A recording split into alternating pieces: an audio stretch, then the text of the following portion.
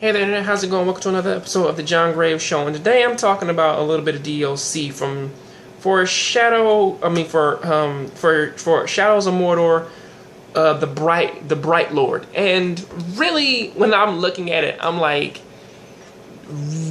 compared to the main game, this one is way more scripted. You don't necessarily have to go out and you don't have to kill any of the generals, and essentially take about like a few of the key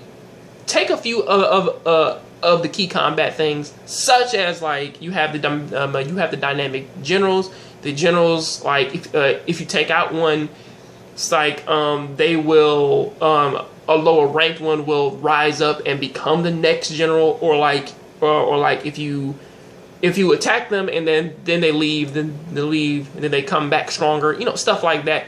It's not in this DLC. I mean, like, if anything, I can understand it because it's a flashback. It's just a side pocket story to what the main game was, just so that they can save face with the lackluster ending from the actual game compared to DLC. And really, I can understand why most of those features wouldn't be in the DLC. Is because, again, it's a flashback. And for what they do necessarily give you is that, like, they do have a different fighting style. You can actually corrupt and mind control most of the orcs in the game, making them fight for you.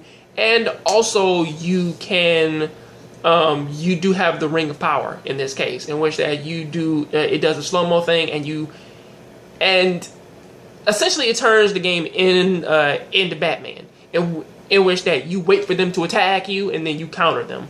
Which is actually, I can understand how lackluster that can be, but I'm like, again, this is a flashback. It's something in which that you already know the outcome to. I mean, the middle part is pretty interesting. I mean, like, it's something in which that it's really, really, really nice to follow along. Get you a feel for the character, get you a feel for like the fight, and watching this character grow in power is honestly one of the better things of this DLC, because it really gets that across to you.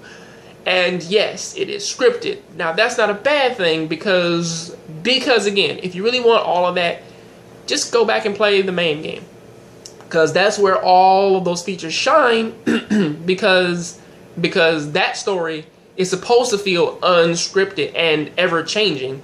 This one, on the other hand, it is very scripted because it's from a perspective of a character inside the story, in which that you have to in which that it has already been told. I mean, like, if they change one thing in there it'll change something in the main game, in which that you will fucking notice that and saying like, oh, wait a second, the same name popped up twice. Didn't I fucking kill him? Things like that. However, the end battle is pretty nice. The things that happen in the game, they are pretty nice. In terms of reviewing this, I'm not going to give a number review because I don't like giving number reviews. I will say I do recommend it. I do recommend it for people out there who have played the Shadow of Mordor game and they do necessarily like the entire story of it, and they do want to get like something extra to pretty much like say if they do want to get something a little bit extra on their plate. So hey, go ahead, have fun with it. If you are really interested in it, go ahead and have fun. If you're not, go ahead and pass it up and play something else. So that is what I got to say about that. Please leave me a positive or negative comment down there in the comment section. I'll catch you on the next John Graves Show, and tell me what do you think about this, and I'll see you next time. I'm out.